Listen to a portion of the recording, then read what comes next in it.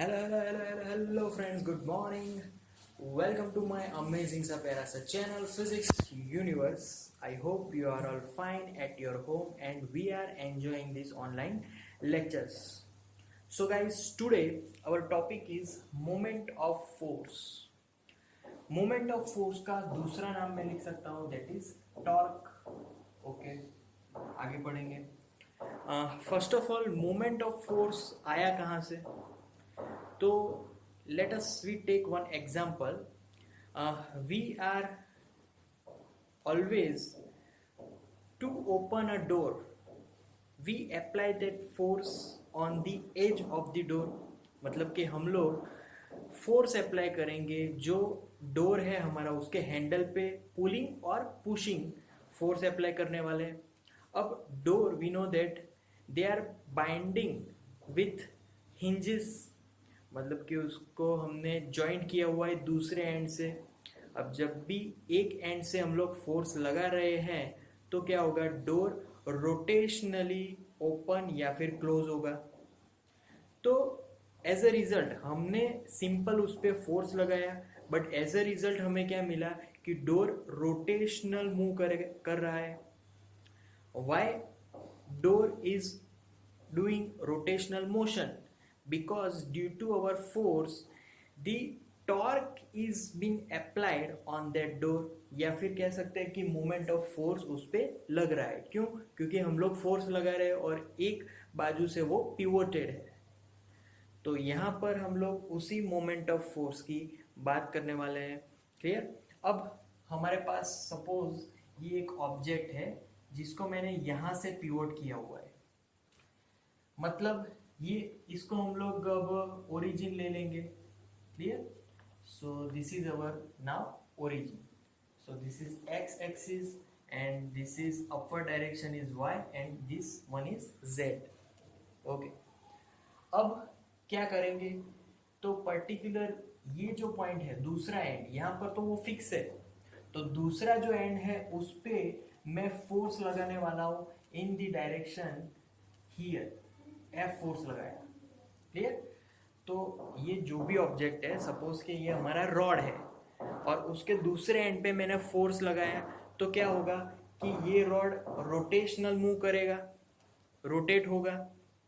तो first hour angle from the x axis that is theta. Okay, वो angle theta है.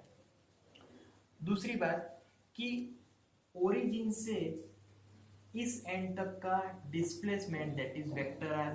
Clear? Force that is also vector quantity, उसको भी हम लोग वेक्टर से डिनोट करेंगे, so vector F.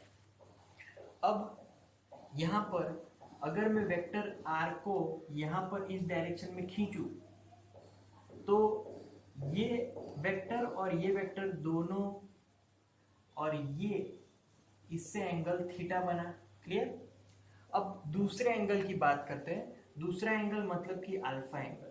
Now this alpha angle is in between, alpha is between which two vectors, vector r and vector f. R और f के बीच का एंगल मतलब अल्फा.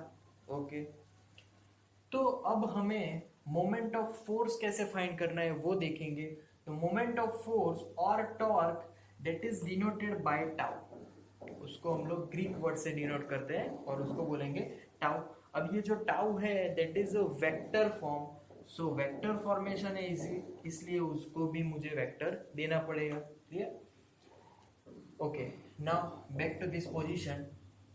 अब वेक्टर एफ. ओके, अब हमें क्या करना है कि ये जो एंगल थीटा है उसको मैं अगर इरेज कर दूं और यहाँ पर जो टॉर्क फाइंड करने के लिए मुझे ये जो फोर्स है उसका परपेंडिकुलर कंपोनेंट ड्रॉ करना है.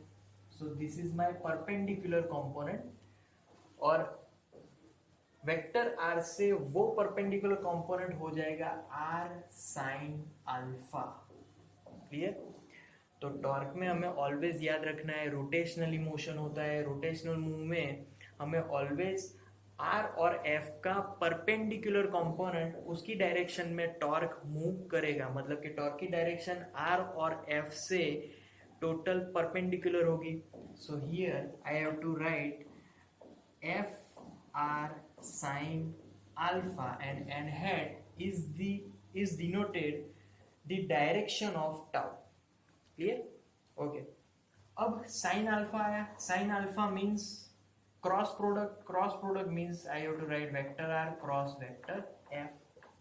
So ये हो जाएगी टॉर्क की formula moment of force vector tau is equal to vector R cross vector F. Clear है? ओके.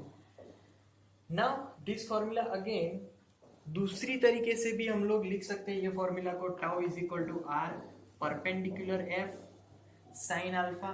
मतलब कि हमने क्या किया, आर का परपेंडिकुलर वेक्टर लिया, या फिर ऐसा भी लिख सकते हैं दूसरे मैनर में, एफ का परपेंडिकुलर प्रोजेक्शन ले सकते हैं, f perpendicular r sine alpha. Alpha is the angle between our real r and f. Clear? तो दोनों कोई भी हम लोग परपेंडिकुलर कंपोनेंट ले सकते हैं, या फिर आर और फिर एफ. तो that gives us torque moment of force. अब बात करते हैं कि for different alphas what we get in tau.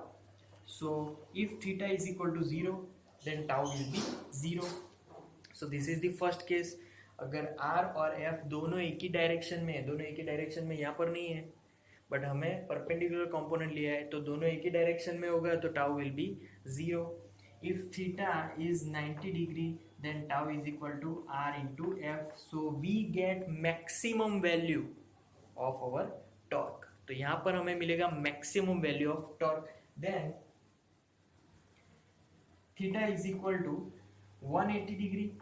Okay, so tau is equal to sin 180. So sin 180 gives tau is equal to again 0. Then theta is equal to 270. So tau is equal to, we get minus RF because sin 270 is minus 1. So here we get tau minimum value. And again, if my theta is equal to 360 one whole round, and 360 is nothing but 0. So tau will be 0 here. Clear? So that's how all the cases of torque for different angles. So different angles के से tau अलग अलग behave करेगा. Clear? तो ये चीज हमें याद रखनी है कि एक कंपोनेंट है उसका हमें यहाँ पर परपेंडिकुलर लेना है. कोई एक कंपोनेंट है, आइदर आर और एफ. ओके. अब बात करते हैं कि tau is equal to R F. ये फॉर्मूला हम लोग पढ़ चुके हैं अभी. Vector tau is equal to vector R cross vector F. अब इसमें से अगर कोई भी एक कंपोनेंट सपोज के आर नेगेटिव हो गया, तो my tau will be also negative. तो टाउ की डायरेक्शन टोटल ऑपोजिट हो जाएगी. जो प्रीवियस ये जो टॉर्क की अभी डायरेक्शन है, if this torque gives us in this direction and if my r is negative, then my new torque direction will be in this direction. Clear? If both are negative, r और f दोनों negative है, तो two negatives cut it out and become positive. So we get their positive torque value. So either दोनों positive होने चाहिए और दोनों negative होने चाहिए, तभी टॉर्क की जो डायरेक्शन है वो चेंज नहीं होगी. It will be the same. अगर एक नेगेटिव होगा तो टॉर्क की पूरी डायरेक्शन ऑपोजिट हो जाएगी. Clear? So guys, that's it for today. Now that's the moment of force or torque. Thank you so much to listening my video lectures till the end. That means a lot to me. Thank you very much.